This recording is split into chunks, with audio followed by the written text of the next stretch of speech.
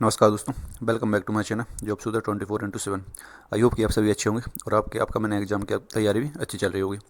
जी हाँ, आज अपन बात करने वाले हैं आरपीएफ कांस्टेबल के 2025 की जो अभी वैकेंसी आई थी उसके अपडेट के बारे में। क्योंकि बहुत सारे लोगों को डाउट है कि सर पुलिस वेरिफिकेशन कैसे होता है, उसमें क्या क्या प्रोसेस रहती है, फाइल कहाँ पर जाती है। तो इस तरीके से बहुत लोग सारे स्टूडेंट का डाउट आ रहा था।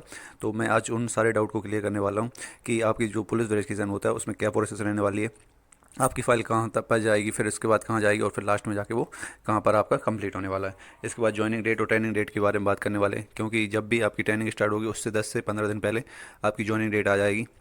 आपको बता दिया जाएगा मेल करके या मैसेज करके कि आपकी ज्वाइनिंग किस डेट को होने वाली, तो उसके बारे में अपन डिटेल्स बात करने वाली। और सबसे इंपॉर्टेंट है सेकंड मैरिज लिस्ट। जी हाँ, सेकंड मैरिज लिस्ट के बारे में अपन अपडेट के बारे में बात करेंगे। बहुत सारे स्टूडेंट सेकंड मैरिज लिस्ट का वेट कर रहे हैं कि सेकंड मैरिज लिस्ट कब तक आने वाली है। ऑब्वियसली ये सेकंड मेरिट लिस्ट आनी भी चाहिए, क्योंकि बहुत सारे स्टूडेंट डिस्क्वालीफाई होते हैं, अनफिट हो जाते हैं मेडिकल के टाइम पर। तो उसके हिसाब से सेकंड मेरिट लिस्ट आनी चाहिए। तो उसके अपडेट के बारे में अपन बात करेंगे। फिर आता है रीमेडिकल प्रोसेस कि रीमेडिकल प्रोसेस कैसे रहेगी। कुछ कुछ लोगों को तो अनफिट पूरी तरीके से कर दिया है और कुछ कुछ को अभी रोका हुआ है, थोड़ा ही अनफिट किया है, मतलब कि उनको अभी पूरी तरीके से अनफिट नहीं किया है, उनको डिस्क्वालीफाई नहीं किया है। तो कुछ लोगों को जैसे कि किसी किसी को पूरी तरीके से अनफिट कर दिया है, उनको एक लेटर भी दिया है अनफिट का। तो वो रीमेडिकल कैसे प्रोसेस रहेगी, रीमेडिकल कैसे कर सकते हैं वो, इसके बारे में अपन डिटेल से बात करने वाले हैं। तो आज अपन ऑल डिटेल बात करने वाले हैं इसी वीडियो में। तो अपन, अगर आप वीडियो में नए आए तो चैनल को सब्सक्राइब कर वीडियो को लाइक कर दें और अपने दोस्तों के साथ शेयर करना ना भूलें। और आपको किसी भी तरीके से कोई डाउट होता है आरपीएफ को लेकर तो कमेंट बॉक्स में आकर अपनी कमेंट जरूर करें। मैं आपको जो भी डाउट होगा उसको सॉल्व करने की कोशिश जरूर करूँगा। सबसे पहले आता है आपका पुलिस वेरिफिकेशन, क्योंकि इसमें ही बहुत सारे लोगों को डाउट है कि पुलिस वेरिफिकेशन कैसे होता है। तो पुलिस वेरिफिकेशन के लिए सबसे पहले आपकी फ़ाइल जो जहाँ भी आपका सिलेक्शन हुआ है, जो भी आपको जोन मिला है, वहाँ से आपका जो अटेस्टेड फॉर्म था वो फाइल सहित आपके एसपी ऑफिस या डीएम ऑफिस आती है। किसी किसी के एसपी ऑफिस भी आती है, किसी किसी के डीएम ऑफिस भी आती है। तो डायरेक्ट वो जिले के डीएफ ऑफिस या एसपी ऑफिस में आपको फाइल भेज देते हैं। तो डीएम ऑफिस में जो कर्मचारी रहते हैं वो आपकी फ़ाइल को नज़दीकी थाने, मतलब जो आपकी पुलिस स्टेशन रहेगा, जो भी आपके जो आप निवास करते हैं, जो भी आपका गृह पुलिस स्टेशन है, वहाँ पर वो फाइल जाती है और आपका कैरेक्टर सर्टिफिकेट वेरिफिकेशन होता है। कि वो तो नॉर्मली होता है, जैसे कि आप पे कोई धारा हुआ है, जैसे आप कोई धाराएँ हैं तो उसके बारे में वहाँ बताया जाता है और कुछ चीज़ें मांगी जाती हैं, जैसे कि 10th है, 12th है, ग्रेजुएशन है, ये थोड़ी सी डिग्री मांगी जाती है आपसे और कुछ डॉक्यूमेंट मांगे जाते हैं। तो आपके पास अगर कॉल आता है, अभी तक कॉल नहीं आया तो कोई टेंशन लेने की बात नहीं है, आपके पास कॉल आएगा बाकायदा पुलिस थाने से, डीएम ऑफिस से भी आ सकता है कि आपकी फ़ाइल आ चुकी है। तो अगर आपके पास कॉल नहीं आता है तो आप अपने पास के डीएम ऑफिस या एसपी ऑफिस जाके पता कर सकते हैं और ये प्रोसेस को थोड़ा फास्ट करवा सकते हैं, क्योंकि कभी कभी पर फाइल अटकी रहती है, किसी वजह से वो नहीं भेज पाती। तो आप वहाँ जाकर उनको बताएं कि फ़ाइल आ गई है, तो इसको ज़रूर एसपी ऑफिस से डीएम ऑफिस या फिर थाने या नज़दीकी थाने भेजें। तो वहाँ पर जाके आप अपने पुलिस वेरिफिकेशन करवाएं। अगर कोई दिक्कत आती है तो वो बता देंगे वहाँ पर कि दिक्कत है, वैसे कि कोई दिक्कत नहीं आती, फिर नॉर्मली रहता है। अगर आपका केस पेंडिंग में तो ही वो दिक्कत फिर भी नहीं आती, आपके पास डॉक्यूमेंट मांगेंगे, वो आप डॉक्यूमेंट सबमिट करके वो वापस भेज देंगे आपके संबंधित जोन में। अगर आपका जो भी केस था वो ख़त्म हो गया तो इसमें कोई दिक्कत वाली बात नहीं है। तो वो आप पूरे डॉक्यूमेंट सबमिट कर दीजिए उनको, जो भी वो मांगते हैं, तो वो इस तरीके से आपका पुलिस वेरिफिकेशन करके आपका संबंधित जोन में आपका भेज देंगे। तो इसमें पुलिस वेरिफिकेशन में कोई टेंशन लेने की बात नहीं है। कॉल आता है बहुत सारे लोगों के पास, मैसेज भी आएगा कि आपकी पुलिस वेरिफिकेशन स्टार्ट हो गया। और जबकि जो मेडिकल स्टार्ट हुआ था, और जैसे कि 1 या 2 दिन चला था किसी किसी का मेडिकल, तो वहाँ से ही पुलिस वेरिफिकेशन आपका स्टार्ट हो गया था। कुछ जिलों पे वहीं से एसपी ऑफिस में भेज दिया था। तो अभी वो चल रहा है, कहीं कहीं पे लेट हो जाता है थोड़ा बहुत, तो उसकी टेंशन लेने की बात नहीं है। आपके पास थाने से फ़ोन आने वाला है उसके लिए, तो इसमें आप कोई टेंशन ना लें बिल्कुल भी। फिर सेकंड डाउट था लोगों को ट्रेनिंग डेट कि सर कि अभी तो क्वालिफिकेशन भी नहीं हुआ है तो ट्रेनिंग डेट कब तक आएगी। तो मैं आपको बता दूं, आपकी ट्रेनिंग जो होने वाली है वो 1 मई से होने वाली है, क्योंकि एक शेड्यूल जारी हुआ था उसमें 1 मई से आपकी ट्रेनिंग का डेट का लिखा हुआ था। और ट्रेनिंग डेट से लगभग 10 से 15 दिन पहले, जैसे कि 10 से 15 अप्रैल के आसपास आपकी ट्रेनिंग डेट आ जाएगी कि आपकी ट्रेनिंग कहाँ होने वाली है, आपको कौन से जोन में ट्रेनिंग होने वाली है, उस तरीके से पूरी डिटेल मिलेगी आपको। और आपके पास मैसेज भी आएगा और आपके फ़ोन भी आएगा। जैसे ही आपका पुलिस वेरिफिकेशन कंप्लीट हो जाता है तो आपके पास ट्रेनिंग के लिए डेट के लिए फ़ोन और मैसेज दोनों आने वाले हैं। तो इसकी भी टेंशन ना लें आप बिल्कुल भी।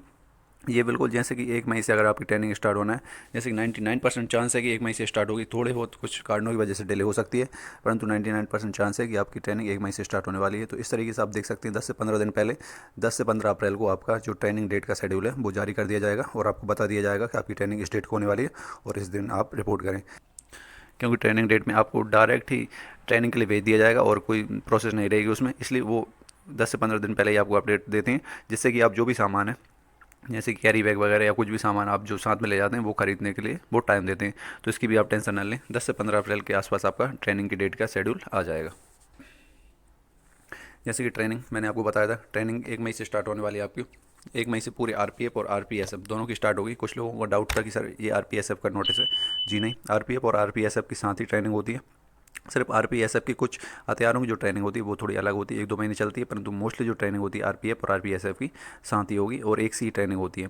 देखने को मिल सकता है कि एक ही वेरियर में आपको अलग जगह आरपीएसएफ की ट्रेनिंग चले और आपकी उसी ट्रेनिंग सेंटर में आरपीएफ की भी ट्रेनिंग देखने को मिल सकती है, क्योंकि मोस्टली ट्रेनिंग दोनों की सेम होती है, 8 से 10 महीने सेम चलेगी, परंतु कुछ हथियारों की ट्रेनिंग होती है जो आरपीएसएफ की होती है वो आपकी थोड़ी सी अलग चलने वाली है, जो कि 2 महीने चलेगी। तो इसमें कोई टेंशन लेने की बात नहीं है। जो ट्रेनिंग का डेट ट्रेनिंग का आया था कि 1 मई से स्टार्ट होने वाली है, वो आप लेके चलें कि आरपीएफ और आरपीएसएफ दोनों की ट्रेनिंग का है। उसमें सिर्फ आरपीएसएफ ही लिखा था, पर ज़रूर नहीं वो आरपीएसएफ का ही हो, वो आरपीएफ का भी है। तो इस तरीके से आप देख सकते हैं 1 मई से आपकी ट्रेनिंग होने वाली है, तो आपकी 10 से 15 अप्रैल के बीच आपकी ट्रेनिंग डेट का शेड्यूल जारी हो जाएगा और आपको बता दिया जाएगा कि आपको कब आना है। तो आप इसकी टेंशन न लें, 1 मई से आपकी ट्रेनिंग स्टार्ट होना तय है। 99% इसका चांस है कि आपकी 1 मई से स्टार्ट हो जाए। कुछ वजह से ये डिले हो सकती है, परंतु कोशिश यही है कि 1 मई से ही आपकी ट्रेनिंग स्टार्ट हो जाए। फिर आता है मेडिकल फिट और अनफिट का। जी हाँ दोस्तों, बहुत लोगों का डाउट है कि सर हमको बताया नहीं गया कि मेडिकल फिट हुए अनफिट हुए। तो इसकी एक ही वजह है, जैसे कि आपको अगर बता दिया जाता है तो आपको वो डिटेल में बताएंगे और आपको लेटर भी देंगे कि आप मेडिकल अनफिट हो गए हैं, परंतु आपको नहीं बताया कि आप फिट हैं या अनफिट, तो इसको मान के चलें कि आप फिट हैं, क्योंकि वो तभी नहीं बताते जब आप फिट होते हैं। तो आपको बोल दिया जाता है आप घर जाओ, आपको मेल या मैसेज आएगा, परंतु इसका मतलब यही है कि आप फिट हैं। अगर आप अनफिट होते तो आपको वहीं डिटेल में बताते आप इस वजह से अनफिट हैं, आप री मेडिकल के लिए प्रोसेस कर सकते हैं। तो इस तरीके से आप देख सकते हैं, परंतु इसमें आपको नहीं बताया तो इसमें टेंशन ना लें कि आप फिट हैं या अनफिट। आपको नहीं बताया तो आप फिट हैं। और इसमें लोग जो स्टूडेंट हैं वो पूछ रहे थे कि सर कितने लोग अनफिट हुए हैं, कि डाटा क्या है। तो अभी टोटल तरीके से डाटा जारी नहीं किया है आरपीएफ ने, क्योंकि उसमें अभी कुछ लोगों को ही अनफिट किया है, पूरी तरीके से उनको लेटर दिया गया है, परंतु कुछ स्टूडेंट हैं उनको पूरी तरीके से अनफिट नहीं किया, उनको कुछ दिनों बाद प्रोसेस के लिए बुलाया गया है।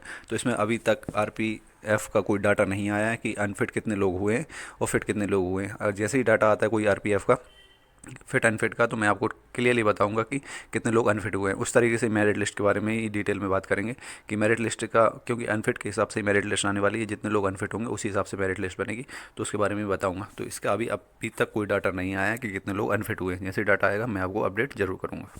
जो डाउट था स्टूडेंट्स का वो है प्रेजेंट और अब्सेंट का। जैसे कि कुछ लोग तो प्रेजेंट हुए नहीं, क्योंकि कुछ लोगों ने जैसे कि एनटीपीसी था, एएलपी था और कुछ अदर जॉब थी, उनको ज्वाइन कर लिया है आरपीएफ की वजह से, आरपीएफ में जो डिले हुए 2 साल की इसकी वजह से। तो अभी प्रेजेंट एब्सेंट का भी कोई डेट नहीं है कि प्रेजेंट कितने होते एब्सेंट कितने होते, और इसका कोई भी डाटा नहीं है अभी, क्योंकि आरपीएफ ने अभी जारी नहीं किया है कि कितने लोग एब्सेंट हुए हैं। जैसे ही वो डाटा जारी करते हैं उस हिसाब से अनफिट लोगों का भी डाटा जारी करेंगे और एब्सेंट लोगों का भी डाटा जारी करेंगे। उस हिसाब से सेकंड मेरिट लिस्ट के चांस बनते हैं कि कितने बच्चे जो अनफिट हुए हैं और कितने एब्सेंट हुए हैं, उस हिसाब से सेकंड मेरिट लिस्ट बनेगी या नहीं बनेगी। तो इसके बारे में अभी डाटा नहीं आया, जैसे ही डाटा आता है मैं आपको अपडेट करूँगा बिल्कुल बाकायदा कि कितने लोग प्रेजेंट थे। प्रेजेंट वालों को तो ट्रेनिंग पर भेज दिया जाएगा, परंतु कितने लोग एब्सेंट थे उसके बारे में अपन डिटेल से बात करेंगे।